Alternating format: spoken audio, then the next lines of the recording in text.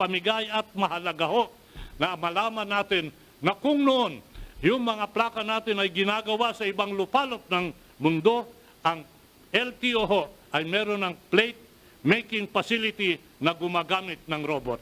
Maalala ho natin, Mr. President, nung tayo'y dumating, napakaraming airport at seaport na nasalanta na pabayaan dahil sa kalamidad, napabayaan ho ito.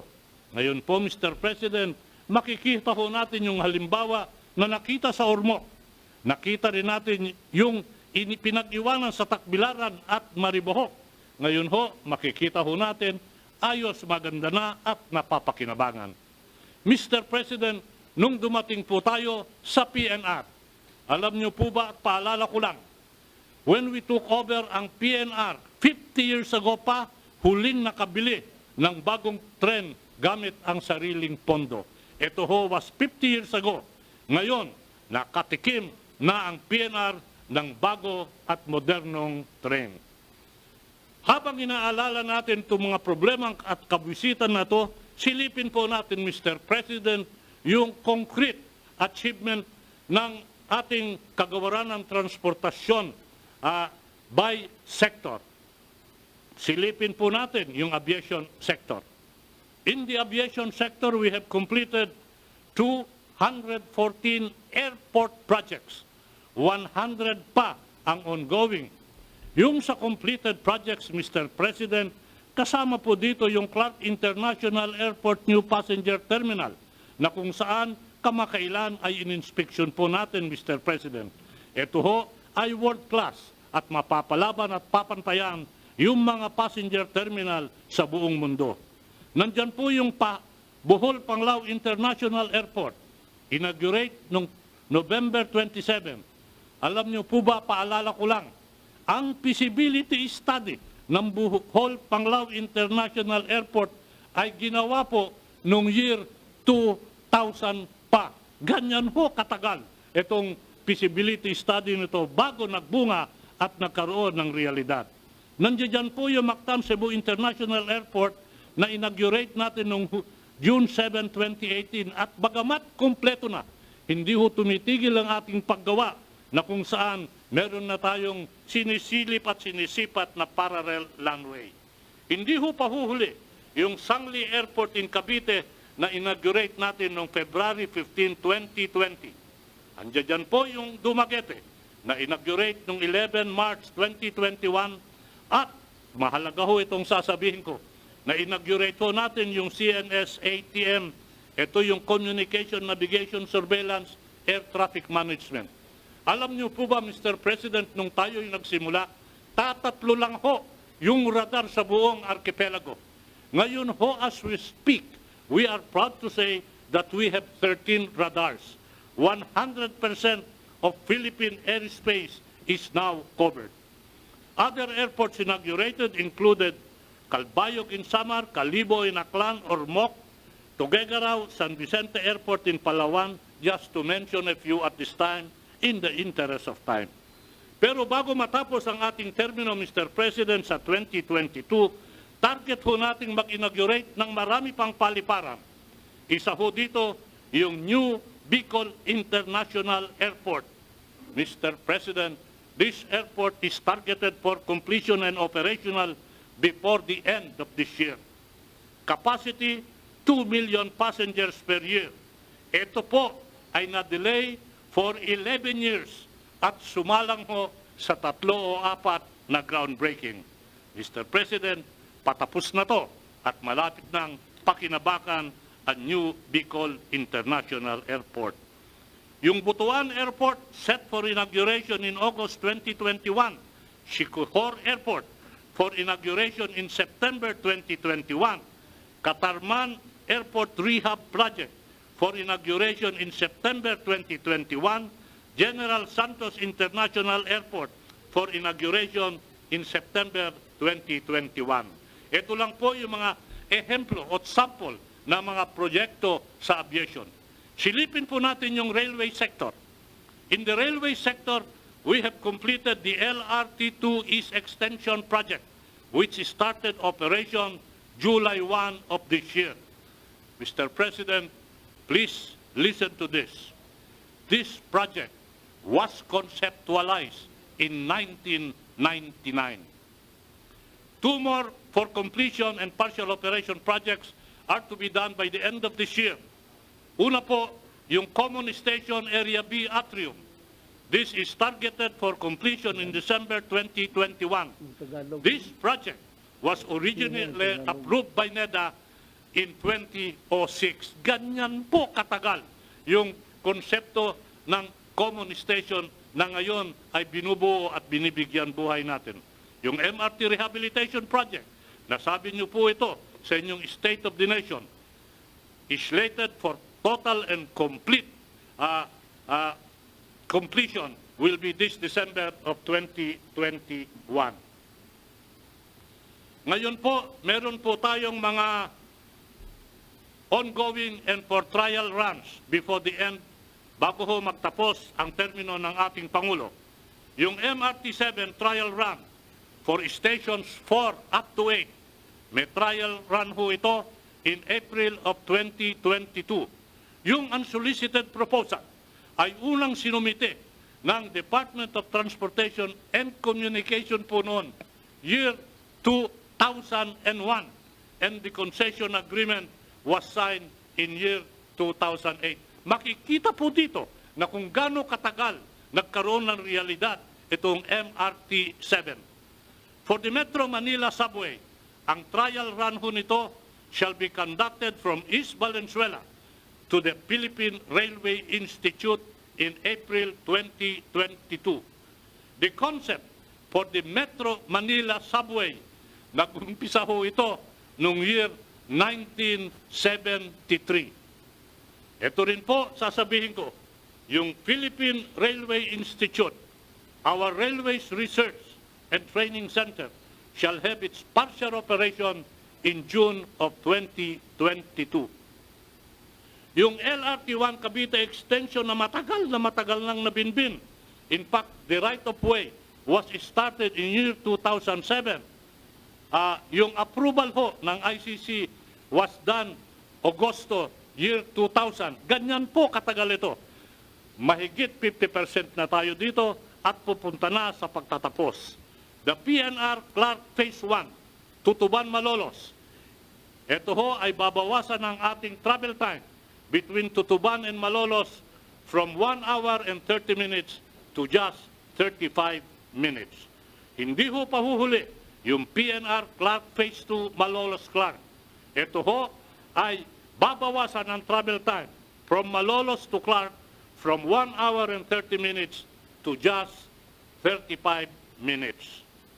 Hindi rin ho pahuhuli yung PNR Clark Phase 2. Ito ho yung Malolos Clark. Pag nakatapos ho ito at matatapos din naman, babawasan ng travel time from Malolos to Clark from 1 hour and 30 minutes to just 35 minutes. Partial operation din ho ang mangyayari sa tinatawag natin PNR Bicol or Bicol Express. Ang partial operation ho nito will cover 4 segments. San Pablo, Candelaria, Lucena, Pagbilao. Yung partial operation ho ito is targeted to happen in the first and second quarter of 2022. Full operation is expected in the third quarter of 2025. Ito ho, pag nagawa at magagawa din po naman, Mr. President, babawasan ho natin yung biyahe from Manila to Bicol from 12 hours and to 14 hours to only 6 hours. Hindi ho pahuhuli yung Mindanao Rail. Partial operations of Tagum, Carmen segment, targeted in March of 2022. Full operation is targeted on June 23. Ito ho ay magbabawas ng pagbiyahe from Tagum City, Davao del Norte and Digo City, Davao del Sul from 3 hours just to 1 hour. Yan po ang mga nangyari sa aviation at railways. Silipin po natin kung ano yung mga nagawa sa road sector. In the interest of time at this moment, pwede po bang i-emphasize ko lang ho, Mr. President, ang 3 proyekto. Una po, yung bike lane.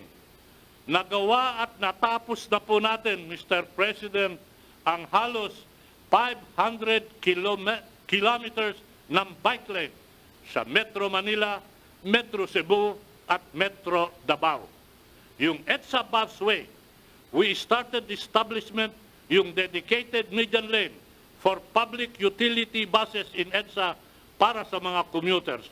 Travel time via bus from Monumento to PITX, nabawasan ho yan from 3 to 4 hours to just 50 minutes. Natapos na rin ho natin at operational na at happy naman ang mga taong nagbabiyahe. Happy yung mga pasahero, happy yung mga driver at operator sa Parañaque Integrated Terminal Exchange, PITX. In 2018, inumpisaan ho natin yung operasyon ng tinatawag natin na country's first land port. Bakit land port? Kasi ho, kung titignan mo at makapasok ka doon, parang airport ang tingin. Ang maximum capacity nito daily is 100,000 passengers.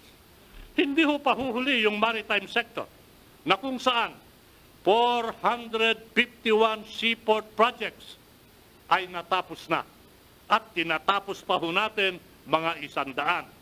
Kasama ho sa mga nakumpletong seaport projects are Puerto ng Cagayan de Oro, the country's biggest port passenger terminal. Ito ho yung pinakamalaking passenger port terminal sa buong Pilipinas. Nangyari po yan sa termino ng ating presidente. Ang kapasidad ho, 3,000 passengers daily. Nandiyan ho yung puerto ng Tacbilaran at Maribojoc sa Bohol, puerto ng Borac, San Fernando and Batarasa in Palawan, Port of Dumaguete sa Lumagin, Ilocos Norte, Babac Port in Davao del Norte, General Santos among others. Ito po, at makikita sa screen, tapos na po. Meanwhile, meron ho tayo mga ongoing project to be completed before our term ends. Kung nasabi kong naitayo na po natin yung pinakamalaking passenger terminal sa Cagayan de Oro, ito po, Mr. President, ay panandalian lang. Bakit? Pagkat meron ho tayong puerto sa Calapag that will accommodate 4,000 passengers at any given time. Tatapusin ho namin ito, Mr. President, bago matapos ang iyong termino. Hindi ho pahuhuli yung Zamboanga Port, which can likewise accommodate 3,000 passengers at any given time. Mr. President, the Port of Lucena in Quezon City and Quezon and the Port of Abra de Ilog in Occidental Mindoro are ready for inauguration.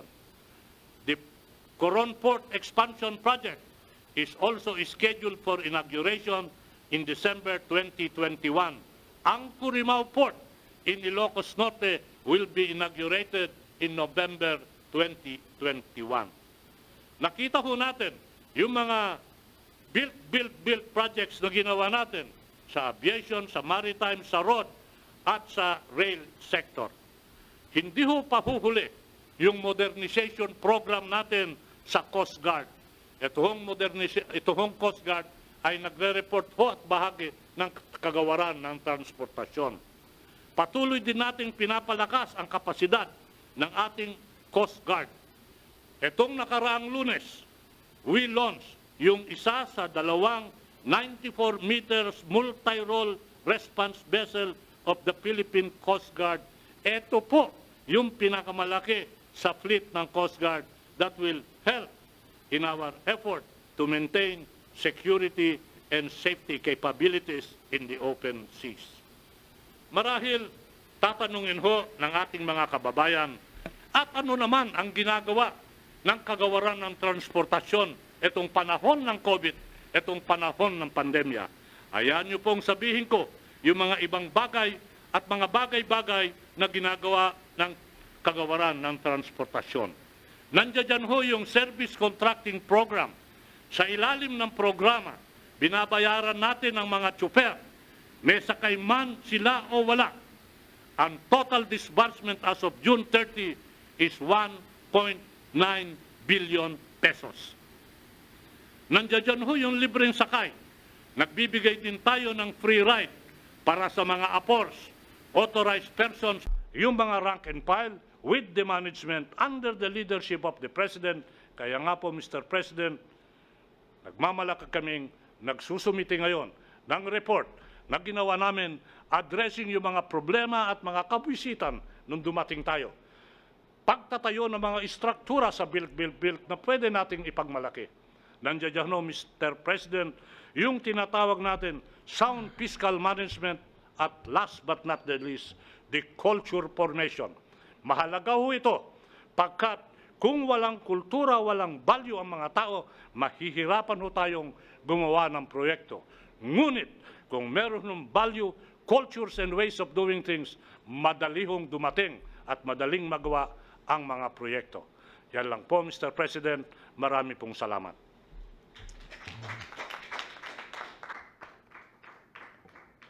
Art, I cannot express in words the appreciation of this government of your talent and expertise in running your department. You are one of the top performers. At ito haka-haka lang naman, walang halong politika. Kasayang ng gobyerno ito pag nawala ka, sa totoo lang. There are people who are really conscious of their fervor to be of service to their country, that mawala sila, just a passing scene sa political, manghinayang ka. Tignan mo nagawa ni Secretary Tugade, more than the achievements of the past administrations, three administrations combined. Kita mo yung natapos niya, if only one puts their heart to it, talagang kayang gawin. And one of them is really Tugade. Sayang kung mawala ka. I hope that the people, I will not say more than just necessary, pero sayang, sinayang talaga ako. Classmate kita, pero ako, umabot na ako sa apex ko. But I think the country really needs you badly,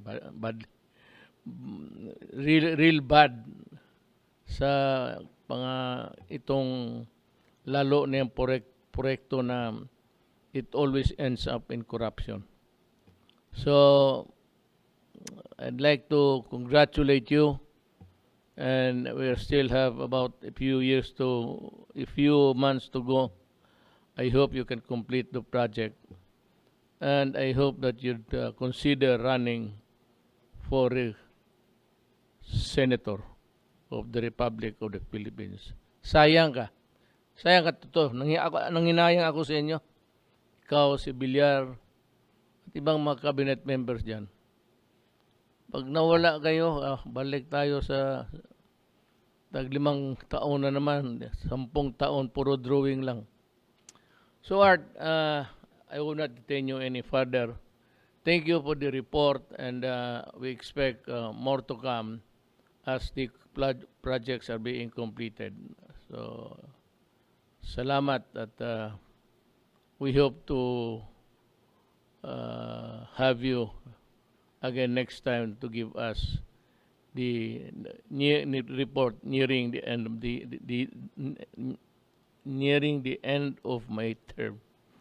Thank you. Maraming salamat, Mr. President.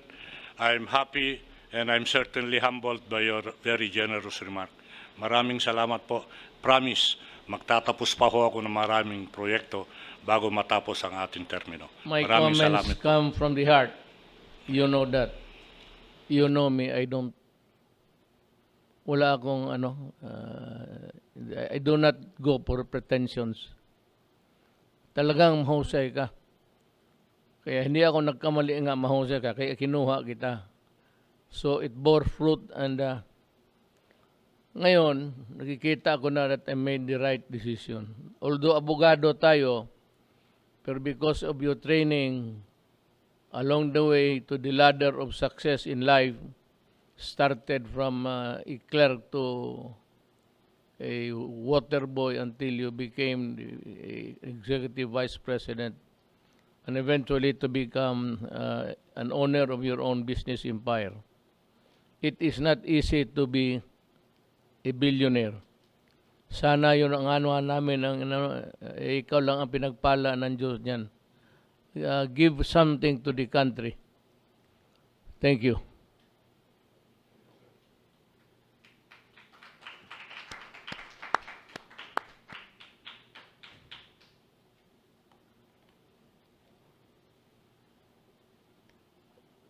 Let me just mention the names of the presenter. The first was Secretary Arthur Tugade, DOTR, and his accomplishments, very splendid. Then you have the COVID-19 concerns. The presenter will be Secretary Duque, Secretary Galvez, and Director General Enrique Domingo. And wala man si Secretary Anyo. Well, then we have Carlo Nograles and si Roque. I don't know if Binhor or Balos would have something to say, but anyway, we'll ask you as we go along. The next is Secretary Duque. Please. Good evening, Mr. President, and magandang gabi po sa akin po mga kapwa kalihim. At sa ngalan po ng Kagawaran ng Kalusugan, ako po ay magbabahagi sa inyo ng maikling ulat ukol sa ating COVID-19 situation and other relevant updates. Next slide. Ngayon, ika-28 ng Hulyo 2021, meron po tayong nadagdag na 4,478 na bagong kaso, na ang suma total ay umabot na po tayo sa 1,566,667 cases. At sa 4,478 na naidagdag, 1,151 po ay mula sa NCR. Ito po ay talagang tumataas ang bilang ng mga kaso mula sa NCR dahil noong nakaraan linggo ay halos humigit kumulang 650 kaso lamang ang naitatala. Ngayon po ay halos padoble na tayo. Kanya talaga ito po ay binabantayan natin. Samantalang ang Region 4A naman po ay 701 cases ang kanya pong naiambag sa ating pong national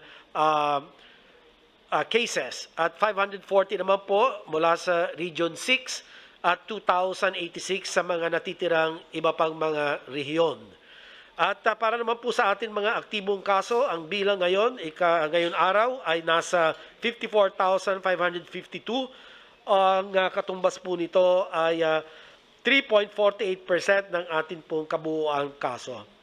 Sa kabilang dako naman, ang ating pong recoveries ay umabot na sa 1,484,714 at ang ating pong recovery rate ay nasa 94.77%, habang ang bilang ng mga pumanaw ay nasa 27,401 at ang ating pong case fatality rate ay nananatiling nasa 1.75%.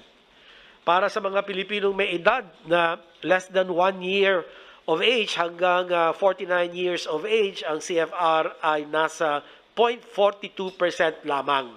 Habang para sa mga Pilipinong may edad na 50 hanggang lampas sa 80 taong gulang, ang kanila pong case fatality rate ay nasa 5.47%. This is 12 times higher than the CFR for the younger age group. At ito rin po ang dahilan kung bakit uunahin natin ang mga matatanda o ang mga senior citizens sa ating pong vaccination program. Yung atin binibigyan diin para po sa ating mga kababayan, ang pagsasakatuparan ng 4-door strategy para po maibsan ang pagkalat ng COVID-19 Delta variant.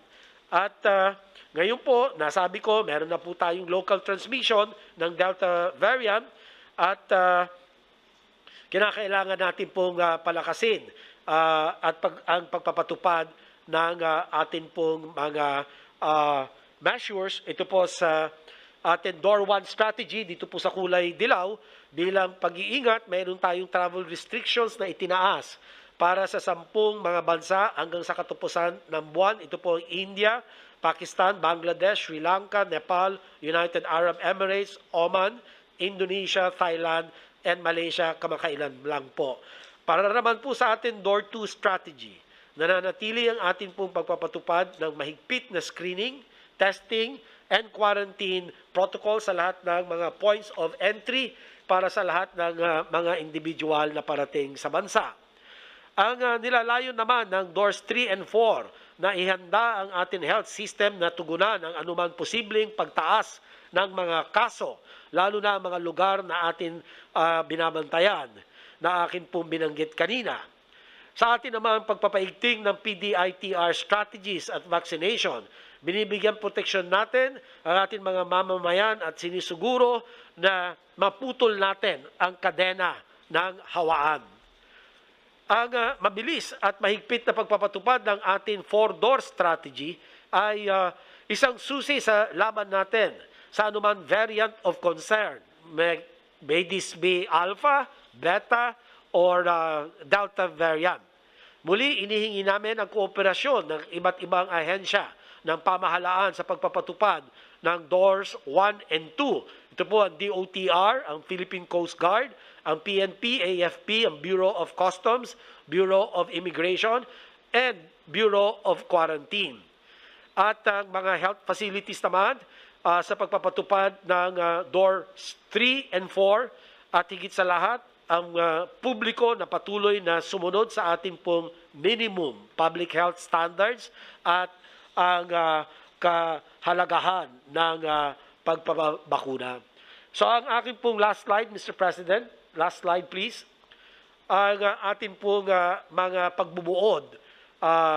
Mr. President, number 1, nagsisimula na tayo makakita ng pagtaas ng kaso at healthcare utilization rate. Ngayon may local transmission ng Delta variant. At pangalawa, nananawagan po tayo sa ating mga kababayan na kabilang sa mga population groups A2 and A3 na magpalista at magpabakuna sa lalong madaling panahon upang bigyan proteksyon ang inyong mga sarili laban po sa Delta variant. So ito na lang po ang panghuling aking bahagi ng aking pong ulat. Handa na po akong sumagot sa inyo po mga katanungan. Salamat po, Mr. President. Secretary Duque. Now we'll go to Charlie Galvez. Mr. President, Senator Bongo, my fellow cabinet members, magandang gabi po sa inyong lahat. Sa ngayon po, please show my slide please. Sa ngayong araw po, Mr. President, yung tinanong niyo po sa akin last time na kung paano natin na mabibigyan yung mga request ng mga governors at saka yung ibang mga LGUs, considering that we have competing demands between the NCR plus 8 and also with the LGUs. So ngayon po, i-present ko po sa ngayon on how we will meet the supply and demand requirements for the next few months. Next slide, please. Mr. President, malugod po namin binabalita ni Secretary Duque na nakapag-administer na po tayo ng 18.1 million doses of various vaccines. With 11.3 million Filipinos have taken the first dose, while 6.8 Filipinos are now fully vaccinated, which represent, Mr. President, that's already 8.8% of our targeted population. We will discuss this, Mr. President, on my following slide. For the month of July, we administered a total of 7,470,701 jabs, with a 7-day average of 2.5 million. Sir, malaki po ito, sir. Kung tutusin po natin, tayo po ang pinaka-15 highest sa buong mundo in terms of yung number of jabs per week. Kasi nakita po natin, 2.5 million per week po tayo. And a daily average of 365,406 jobs. Noong last week po, Mr. President, ano lang po tayo, nung mga nagdaang buwan, 250,000 lang po tayo. Ngayon po, nakakaangat po tayo ng 365. We have achieved the highest record of 659,029 jobs per day on July 27. Our target is only 400 to 500,000. Pero talaga po nagpupursige po ang ating mga LGUs na kahit na po bumabagyo at umulan, ay ginagamit po nila yung mga malls at saka yung mga buildings na talagang hindi po mababasa ang ating mga kababayan. On the supply side, PH already received a total of 31,360,700 doses. We are still expecting to receive yung 2.5 million doses of Sinovac. Bukas po sir, tatanggap na po namin yung 1.5 million, and then the following day, 7:30 in the morning, another 1 million. So 2.5 million po, very steady po yung supply ng Sinovac po natin. And then also we are expecting the 3 million doses of COVAX US donation, sharing of Moderna vaccines, and the British donation of 415,000 doses of AstraZeneca, with a total of 5.9 million doses we are expecting this month and also first week of August. In order to meet the monthly demand and increasing capacities of all regions and provinces, the Philippines need to deliver 25 million doses monthly. So yun po ang parang ni-scale up namin, Mr. President, na kailangan meron tayo mga deliveries ng 25 million.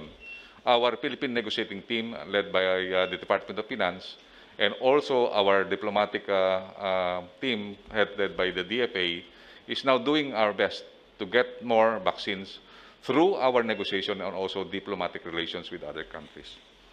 And then number 5, we will discuss also briefly our national action plan, kasi sinasabi po nila nung SONA, sabi nila wala pong plano. Mayroon po tayong plano po, at yun po ini-implement po natin at ating pinapatupad kasama na po yung mga contingencies.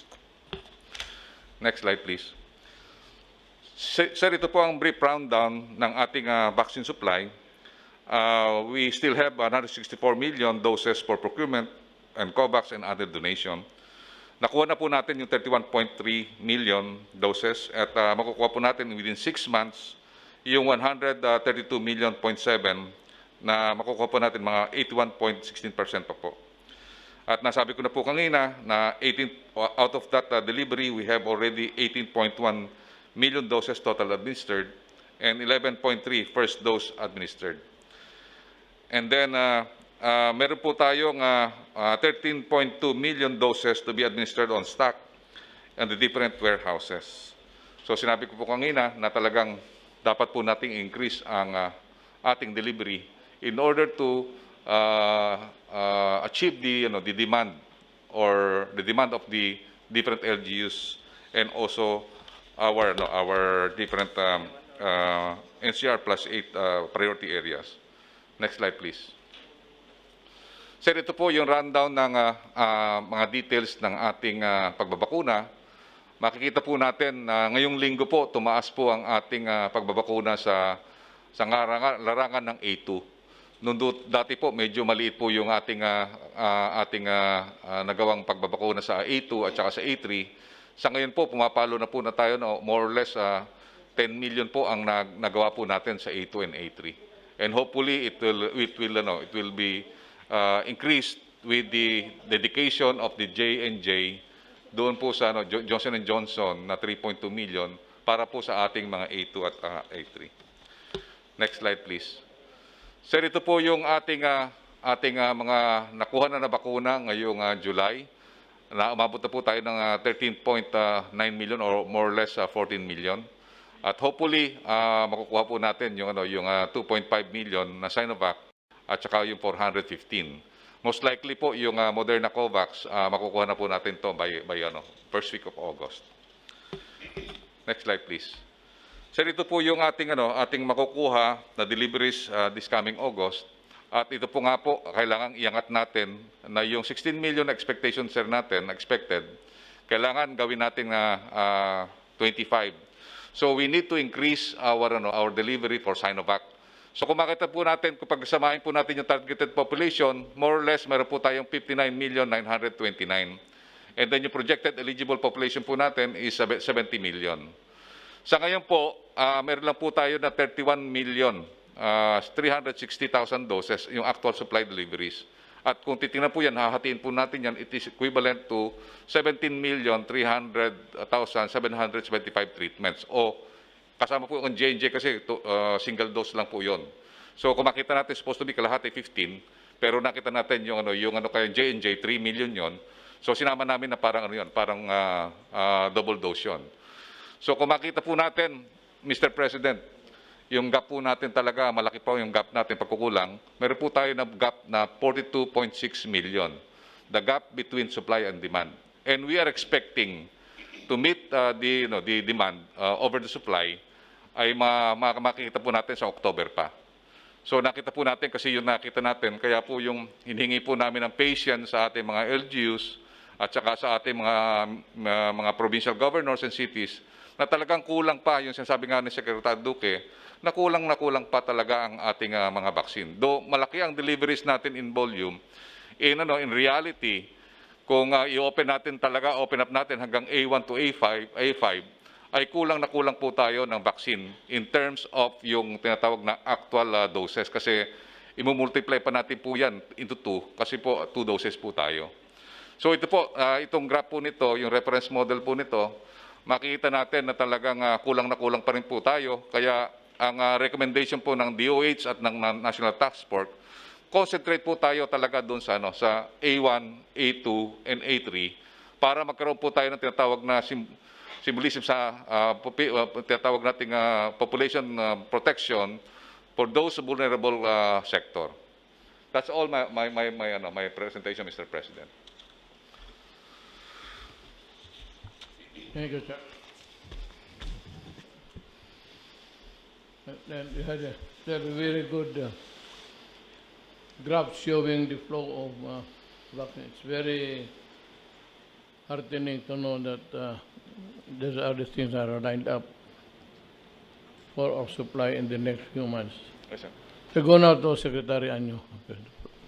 Magandang gabi po, Mr. President. Please put my slides. Kararating ko lang po, galing ng NAIA. On your behalf po ay sinalubong po natin si Heidelin Diaz, yung ating Olympic gold medalist. Please put my slide.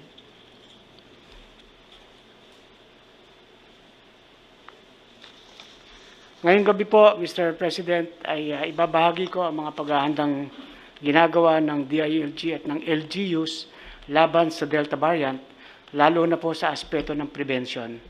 Kasunod ng kumpirmasyon ng DOH sa nagaganap na local transmission ng Delta variant, agad namang kumilos ang ating mga lokal na pamahalaan upang mapangalagaan ang kanilang mga constituents at makontrol ang Delta variant sa kanilang respective jurisdictions. Next slide, please. Narito naman po ang pinakahuling datos ng PNP sa mga violations po natin sa minimum public health standards. Nakikita po natin na nagbabaan ang mga violations. 34,766 na lang ang nag-violate sa pagsusuot ng mask. Ito po ay mas mababa ng 20,000 sa ulat ng nakaraang linggo. Pati rin sa mga violations ng mass gathering ay naibaba rin natin at pati sa no physical distancing, mas mababa ng 4,638 sa naitalang 12,724. So ang indication po nito ay talagang sumusunod po ang ating mga kababayan sa ating mga community health protocols, lalo na po sa minimum public health standard protocols. Next. Dito naman po, ibabalita ko, Mr. President, ang inisyatiba ng DILG, ng mga LGUs, at iba pang ahensya ng ating pamahalaan, kasama ang Anti-Red Tape Authority, sapagkat dito po ay minadali natin ang pagbibigay ng mga permit, lalong-lalo na sa mga telecommunications infrastructure, katulad ng mga tower, sapagkat sa panahon ng pandemic, alam po natin ang pangangailangan ng internet sa ating mga nag-ieskwela, sa ating mga negosyante, at sa ating mga mamamayan. Ang dating napakatagal na pagproseso ng mga applications na no'y inaabot ng ilang buwan, ngayon po ay 7 araw na lang. Ang dating 26 hanggang 29 na documentary requirements, tulad mga sangguniang resolutions at iba pang mga clearances na kinakailangang iproseso sa pagpapatayo ng cell towers, ngayon po ay 2 na lang at nire-require. At dahil din po sa Recover as One Act or Republic Act number 11494, mas lalong napabilis po ang proseso. Kaya Kaya po sa period na mula nung inutos po ninyo, 3,628 application for towers ang ating napa-approve mula sa 492 na municipalities and cities. So, ang natitira na lang po, ang pending natin ay 838. At ito po ay sisiguraduhin natin na ma-approve sa lalong madaling panahon. Next slide, please. Sa atin naman pong kampanya laban sa illegal na droga, base sa mga datos na nakalap ng PNP, PIDEA at iba pang mga ating law enforcement units, gawa po tayo ng 1,704 anti-illegal drug operations, kasama ng mga buy-bust operations, at nakapag-aresto tayo ng 2,320. Mayroon pong 20 na sumuko, at during the police operations ay mayroon pong 13 nasawi na mga drug pushers. At lahat-lahat po, nakakumpiska tayo ng worth 130,321,169 pesos na halaga ng shabu, marijuana at iba pang mga illegal substances. Next slide, please. Sa atin pong key messages, with the LGU commitment to the nationwide campaign against COVID-19, the Delta variant can be effectively managed and controlled. And by providing easy, simple, safe, and convenient and hassle-free vaccination sites and systems, ay na-encourage po natin lalo ang mga ating kababayan upang magpabakuna. Ang fully vaccinated individuals ay mayroong better protection against the Delta variant. Kaya ang ating pong cooperation, participation from our kababayan will be the instrumental to our success. Yun lang po, mahal na Pangulo. Magandang gabi po. Thank you, Secretary Anyo.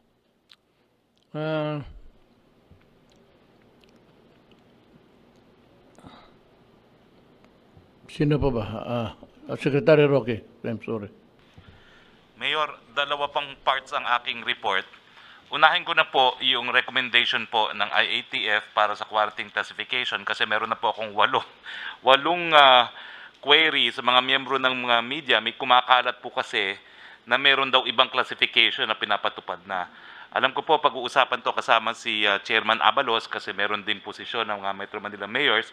So siguro po, sisimulan ko na yung ating discussion tungkol po sa community quarantine with your permission, Mayor. So with your permission po, ito lang po yung paki-flash po sa screen yung recommendation sa quarantine classification para mabasa ng lahat po. Dahil nga po dun sa naiulat ni Secretary Duque na tumataas na daily attack rate, 2-week average attack rate, at saka yung pagtaas ng healthcare utilization rate, minabuti po ng inyong IATF na magrekomenda unang-ula na manatili sa ECQ hanggang August 7 po ang Iloilo City, ang Iloilo Province, ang Cagayan de Oro City, ang Hingoog City.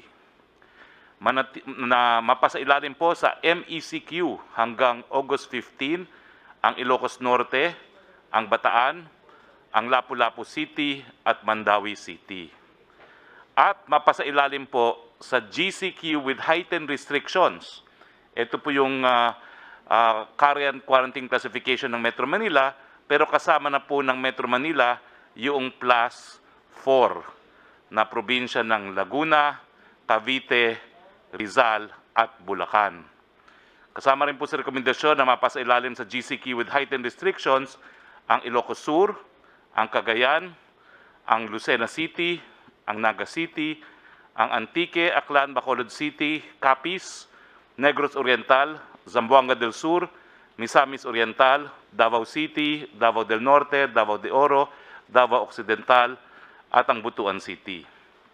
Ang rekomendasyon naman po para sa General Community Quarantine ay para sa Baguio City, sa Apayao, sa City of Santiago, Isabela, Nueva Vizcaya, Quirino, Quezon, Batangas, Puerto Princesa, Guimaras, Negros Occidental, Zamboanga Sibugay, City of Zamboanga, Zamboanga del Norte, Davao Oriental, Davao del Sur, General Santos City, Sultan Kudarat, Sarangani, North Cotabato, South Cotabato, Agusan del Norte, Surigao del Norte, Agusan del Sur, Dinagat Islands, and Surigao del Sur, plus Cotabato City.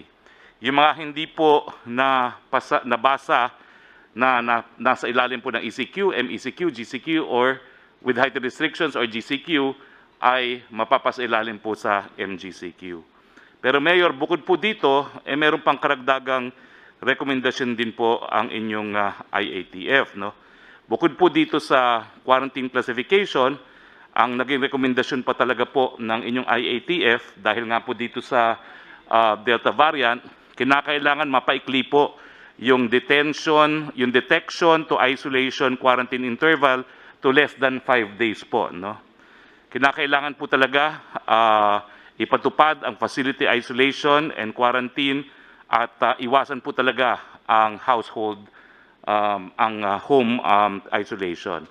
Kinakailangan ang healthcare capacities and systems po ay paghandaan at kinakailangang mapalakas po ang kanilang preparasyon in case dumami nga po ang kaso. Pabilisan po ang pagbabakuna sa mga A2 and A3 populations. At saka yung mas mainting pang border control protocol sa lahat po ng port of entry ng ating bayan.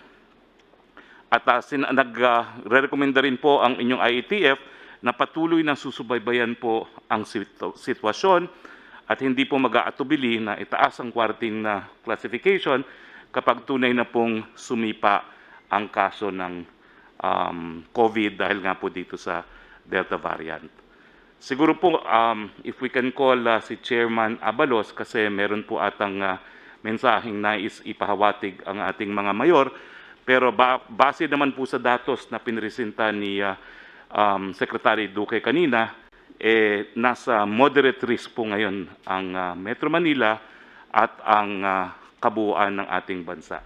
Itong variant Delta is causing so much scary stories for us.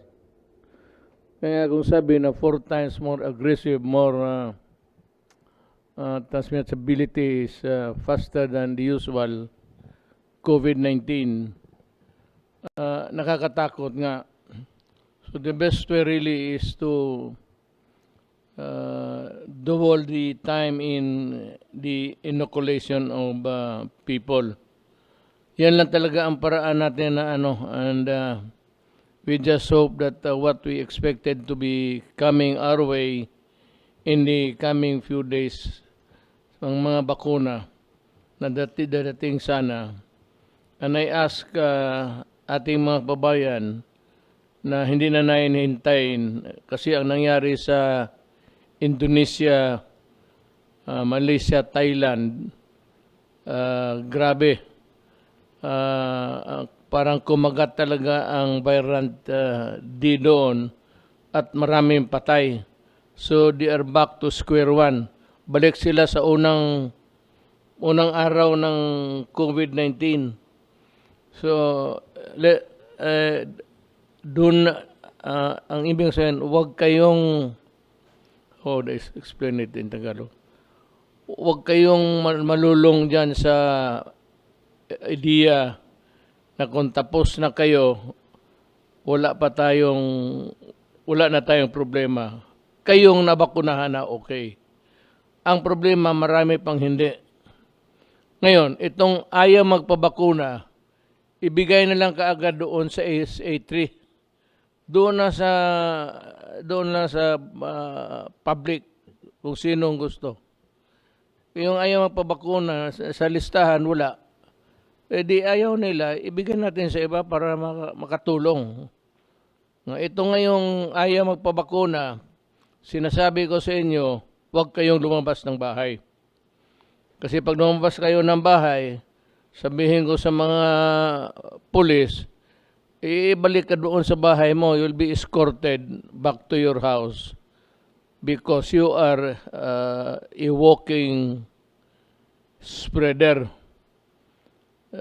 Walang katapusan to kung pagbigyan ko lang kayo mahina ang loob ko dahil iyak-iyak kayo dyan, ibang istorya ito, Adre. Bayan itong pinag-uusapan natin.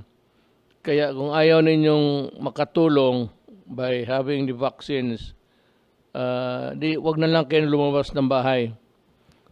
It behoves upon really the barangay captains. Trabaho talaga ng barangay captains yan to go around to see who are vaccinated and who are not. And to give the appropriate warning that they should not be going around because they are throwing viruses left and right. Ngayon, kung ayaw nilang mag-uwi,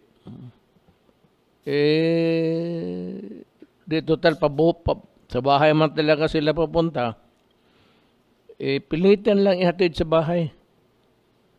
Kaysa defenseless ang we have to come up with a law punishing a person who has not been vaccinated and going around.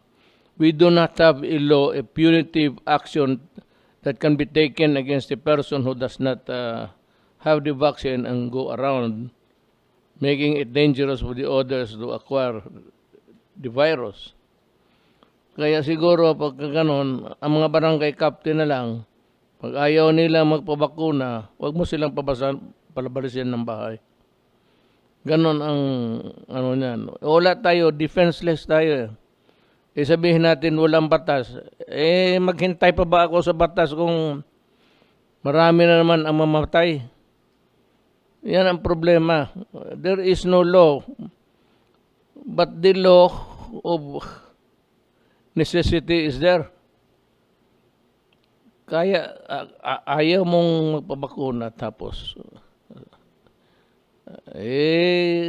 sabihin ko ako na mismo ang sasagot niya. Kung may demanda ako na, yan ang utos ko. Ibalik ka doon sa bahay mo.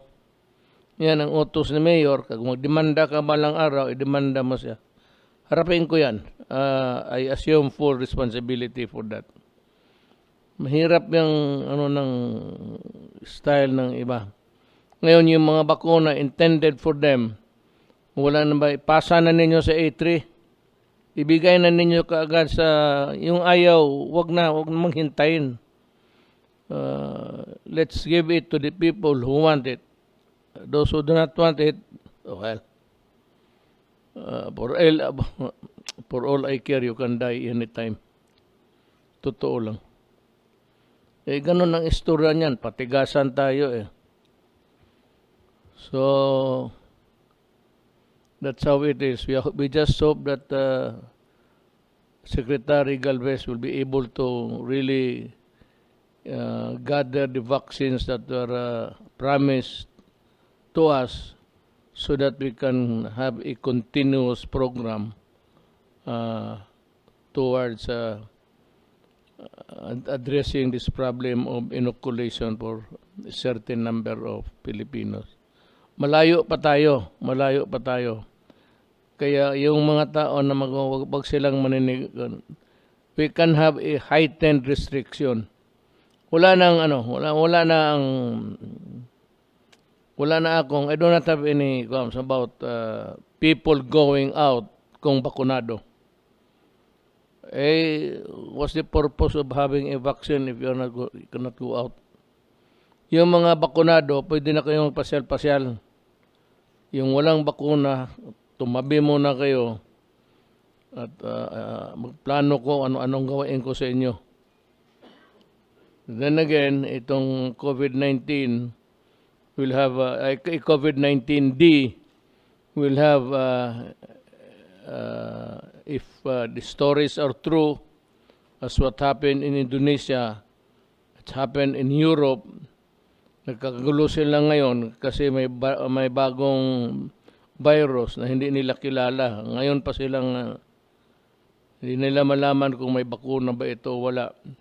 So tayong walang kaalam-alam dyan, wala tayong expertise, we will just wait. But it would be good to adopt stricter measures for the protection of the people.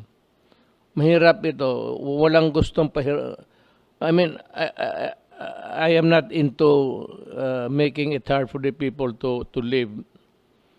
Kaya ako sabi kong bakunado ka na, yan ang gratis mo dyan. Pwede ka nang lumabas. Kaya kayo gusto mo lumabas, pabakuna kayo. Kayong ayaw ninyong lumabas, I'm telling the authorities down there to ibigay na sa iba. Bakit pa kayo hintayin? Yun ang that should be the well, I don't know. I'd like to hear Attorney Domingo. Sir? Yes, magandang gabi po, Mr. President. Meron lang po akong konting update sa mga bagong kaalaman natin tungkol sa mga bakuna and some idea po on how the vaccines are actually performing dito po sa atin. Pakita po natin yung slides at makita po natin na talagang napoprotektahan po ang ating mga kababayan tsaka po yung ating mga health workers dito po na mga nabakunahan na po natin. Let me cut you there. At ito atin na ito.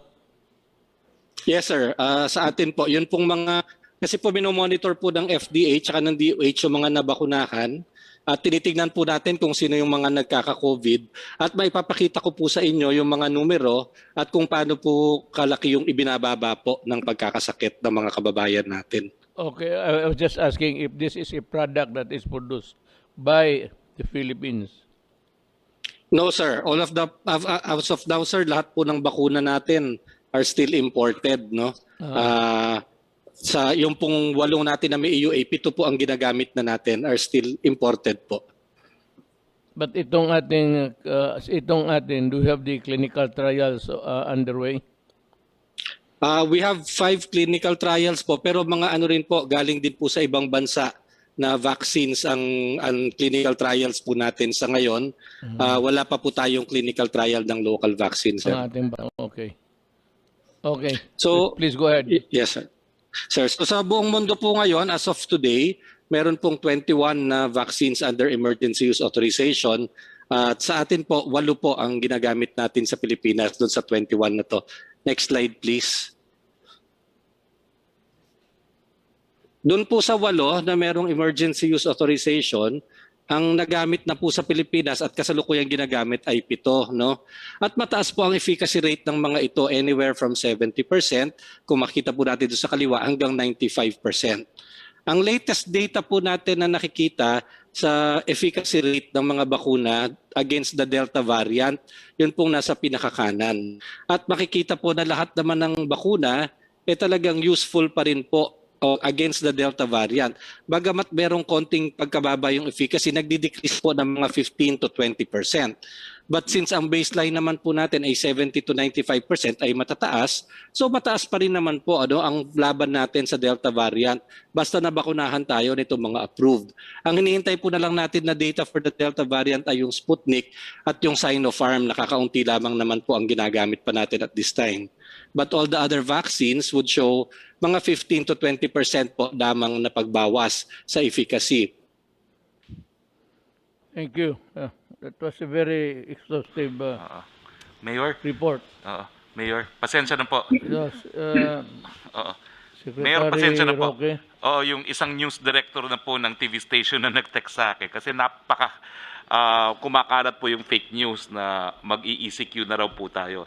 So, tatanungin ko lang po na yung recommendation po na finalash sa screen kung aprubahan nyo na po with a firm commitment from your IATF na sinusubaybayan po talaga ang sitwasyon at kung kinakailangan talaga magtaas ng quarantine, gagawin naman po yun. No?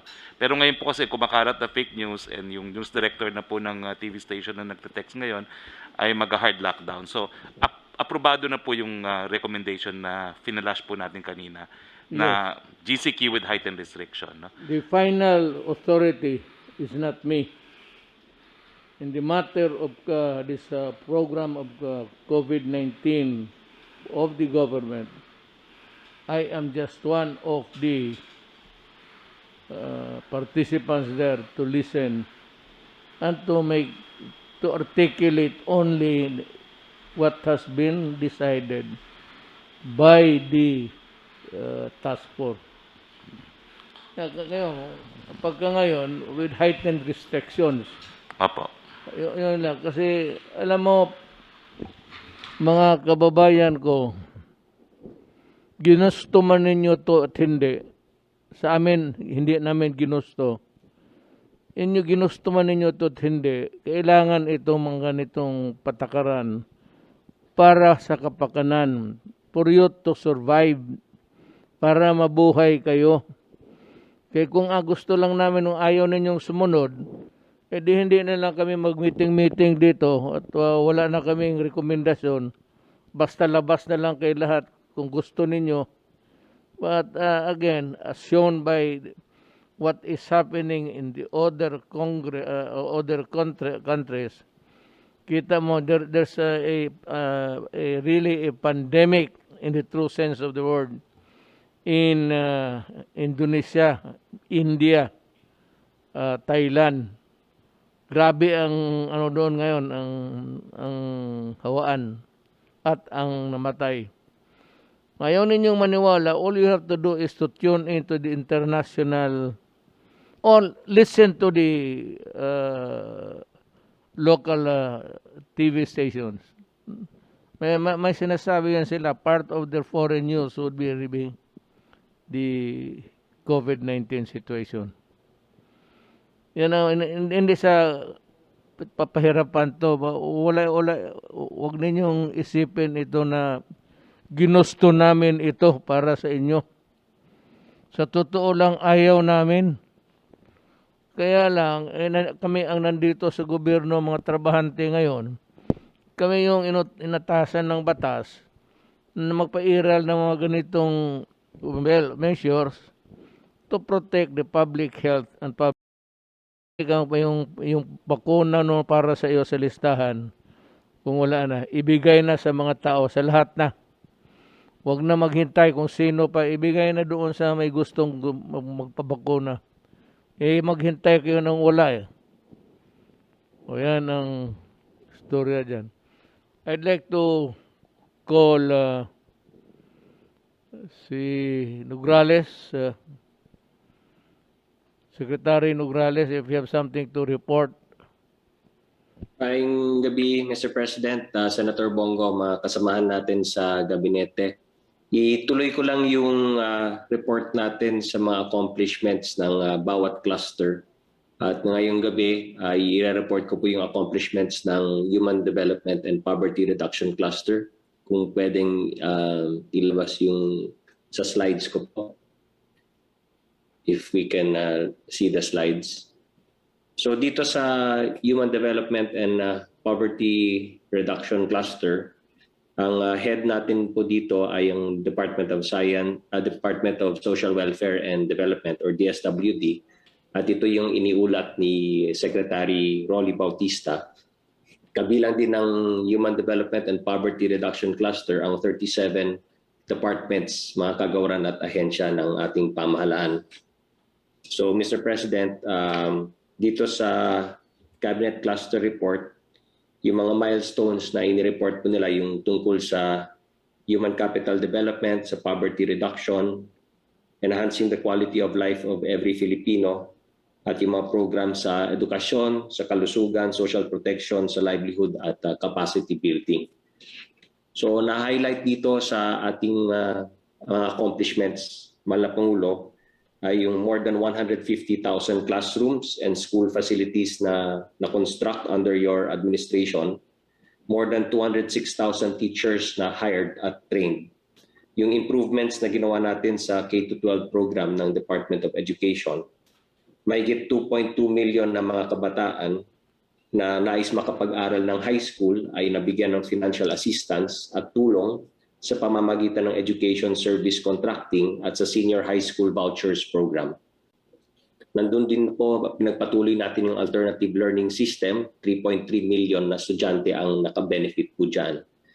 Yung sa libreng higher and technical education, alinsunod sa batas na pinirmahan mo, Mr. President, yung Free Higher Education Law, 1.6 million estudyante ang nakapag-enroll sa 219 state and local universities and colleges na libre ang matrikula. 1.3 million student beneficiaries naman po ang nabigyan ng Student Financial Assistance Program at 9.7 million ang napag-graduate natin sa TESDA, sa Technical Vocational Educational Courses. Ang TESDA ay nagpapatuloy sa kanilang livelihood and skills training sa 500 poorest and far-flung barangays. At ang beneficiaries po niyan yung mga indigenous peoples, 4Ps beneficiaries, former rebels, agrarian reform beneficiaries at iba pa.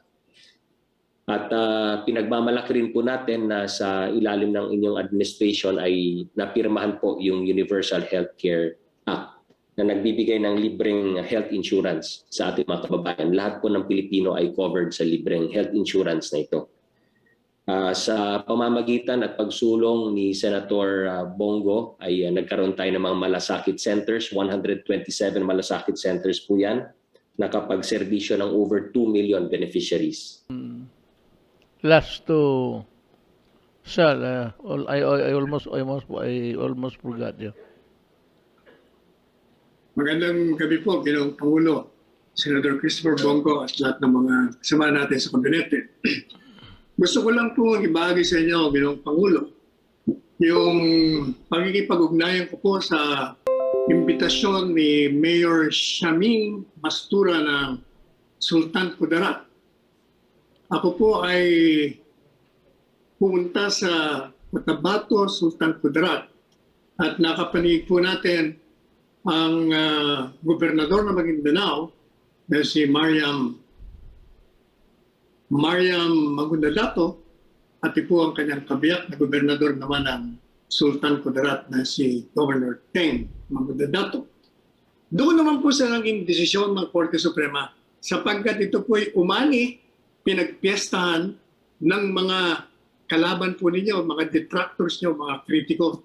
Sapagkat kung matatandaan nyo, hindi po ba yung sa ICC, ang inyong naging posisyon doon ay talagang wala silang jurisdiction. At kahit na nga meron, wala pa rin. Dahil yung Article 127 maliwanag na sinasabi, kung nagsimula na ang investigasyon ng hukuman, kahit kumalas ka, pwede ka pa. Ang problema, hindi naman nagsimula yung investigasyon sa hukuman, preliminary examination lamang.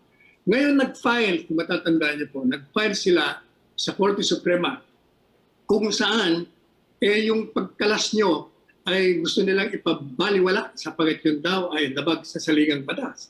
Ang desisyon po ng Korte Suprema at unanimous na kayo bilang presidente, as chief architect of foreign policy, meron kayong kapangyarihan, karapatan na unilaterally, pwede nyo pong pawalang bisa ang tratado pag ito ay labag sa saligang batas.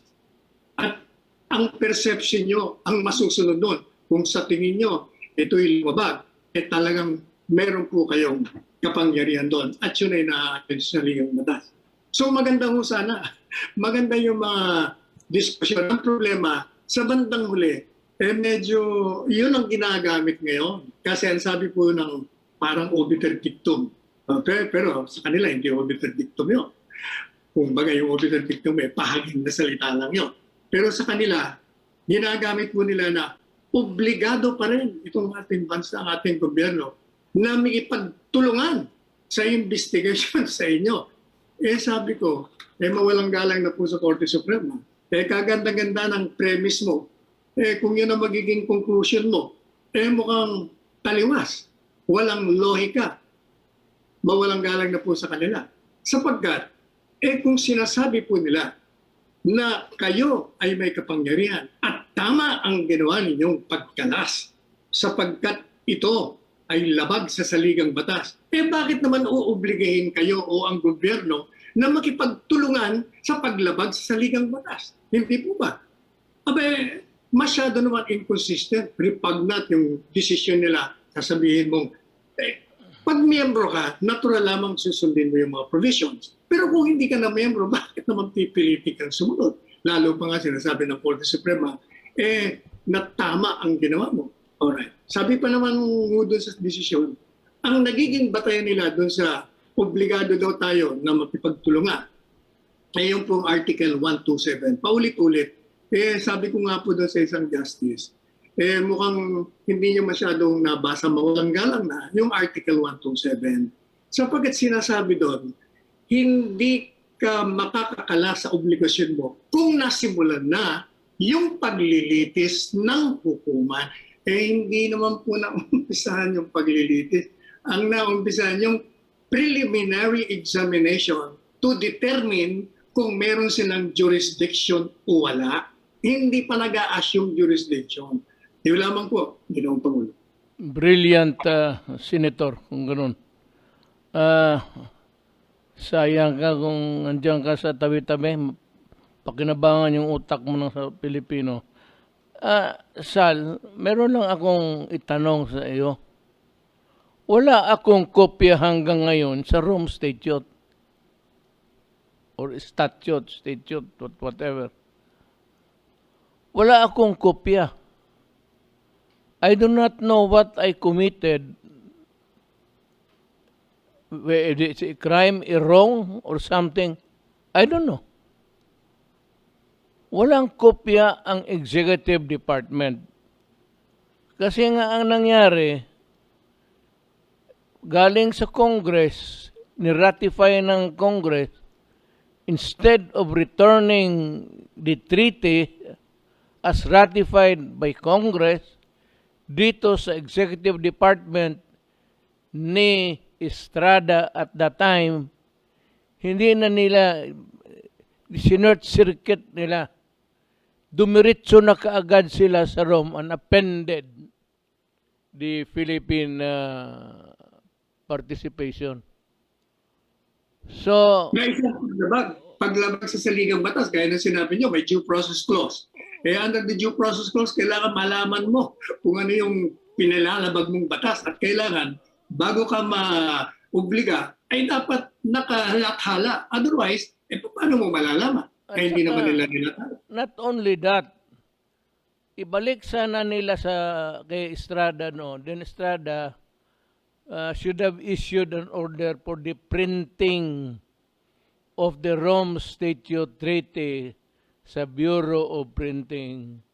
Then, that would be the operative act of which it will become a law because yun it puts everybody on notice na may batas na na sundin ninyo. Hindi dumaan dito sa ano. So, sabi nga ni Tobera versus Enrile, yung ba yun? Kung hindi mo pinablish sa official gazette, paano malaman ng Pilipino, paano malaman ko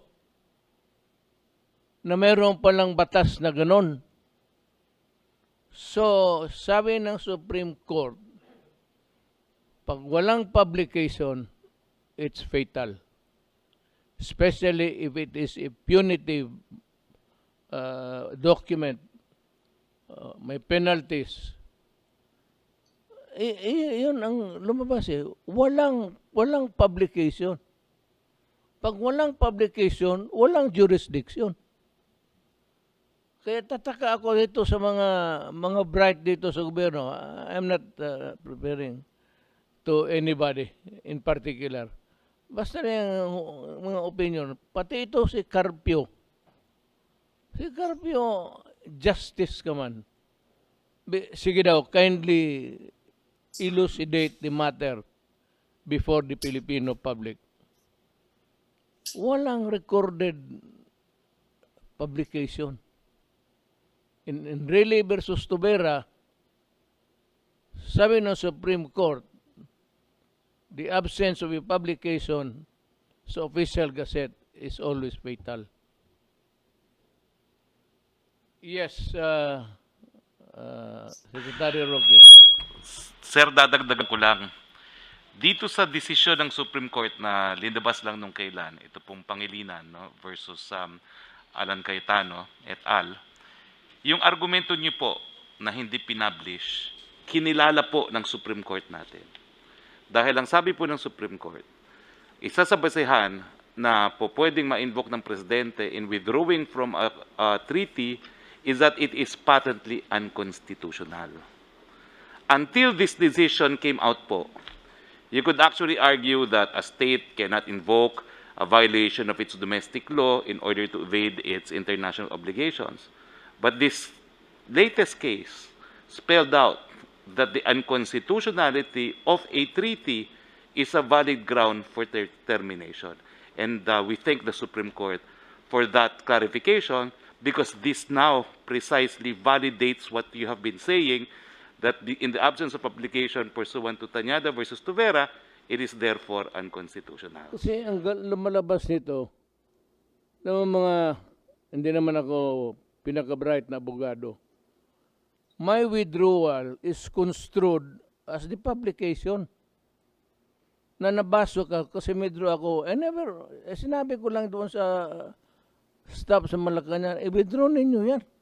Hindi ko nabasa yan. I've never read that document. And so, wala talaga akong alam kung ano yung demonyo na yan. Wala akong notice, wala lahat. Now you want me prosecuted for... Ang withdraw ko was nothing really. It was an empty gesture of me. Wala kasi there was nothing to withdraw in the first place.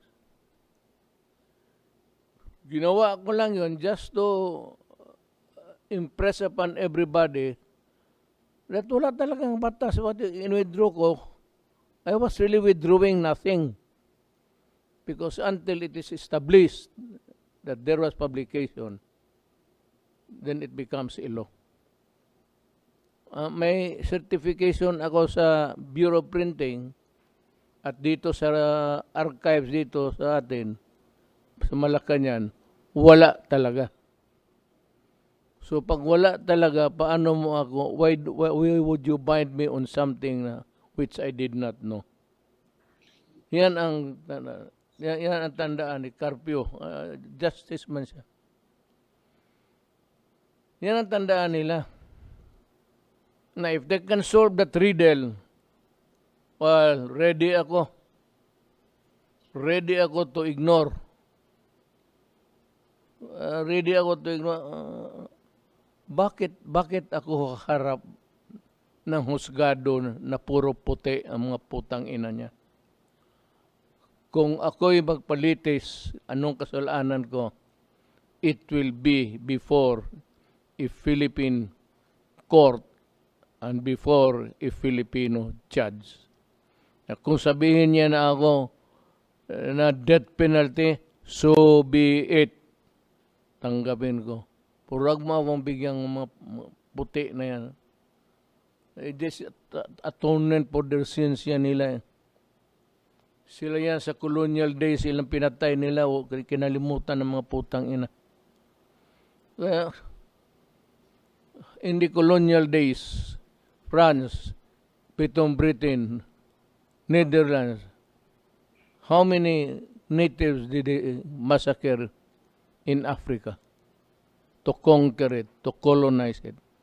In the Philippines, how many Filipinos died fighting the Spaniards, fighting the colonialization? And it was Lapu-Lapu who spearheaded it. Ilan ang napatay ninyo, hindi nyo binibilang. There are many violations of human rights everywhere, hindi nyo iniintindi. Kasi nakinig kayo sa politika dito, na-politicize yan trabaho ng dilawan yan. Kung ako makulong magdala ako ng mga 5 dalawan, sabihin ko sa iyo, magpakulong ako, magdala ako ng 2 dilawan, mamili ako sa kanila.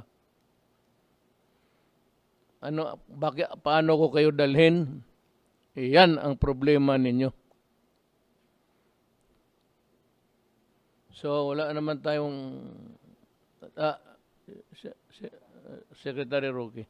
Sir, a piece of good news naman po bago tayo magtapos. No? Ito po yung kaso na sinabi ko the last time. Kinausap ko lang po si Commissioner Jagger. At alam ko po itong kasong ito since 4 years ago. Ang naging whistleblower po dito sa kasong ito isang mamamahayag, no? Si Lourdes de los Reyes na isang local newspaper sa Batangas. Ito po yung kaso na Commissioner of Internal Revenue versus Court of Tax Appeals, Bureau of Customs versus Pilipinas Shell. Meron pong memo kayong natanggap dito, 2012 pa po, kinukolektahan natin na excise tax ang Shell kasi ang inangkat po nila ay alkalite. Ang sabi nila, ang alkalite hindi daw unleaded gas. Pero kung titignan nyo ang dictionary, alkalite refers to unleaded gas. 2012 pa po sila kinukolektahan, pero nagpunta po sila sa CTA at nagkaroon po ng desisyon ng CTA as of 2012 na nagsasabi na kinakailangan isuspend muna yung koleksyon. Kaya po nagpunta ng Korte Suprema ang ating Commission of Internal Revenue at ang Bureau of Customs. Well, after all these years po, nakarating po sa Supreme Court ito at 2014 pa po nag-issue ng TRO ang Supreme Court na huwag kolektahin yung excise taxes na kinokolekta natin. Sa wakas po, nagkaroon ng desisyon, na-dissolve na po yung TRO, bagamat riniriman po uli sa CTA kung mag-i-issue uli ng panibagong suspension, pero ang decision po nila Commissioner Jagger ay kolektahin. Ang halagang makukolekta na po natin is the biggest in our history, 41 billion pesos. Wow. So credit goes po of course to Commissioner Jagger, to Solicitor General Calida, at yung mga kasamang po niyang ASG, kasi nga po, sinubabayan na rin natin itong kasong ito, si Assistant Solicitor Tomas Laragan po, na hinalawakan itong kaso nito ng 12 years, at yung Assistant Solicitor Sardilio Salom, at syempre po, yung naging whistleblower na si Lourdes de los Reyes po, na isang mamamahayag sa Batangas. So, 41 billion win for the government po. Marami tayong ibigay sa mga tao niyan. So,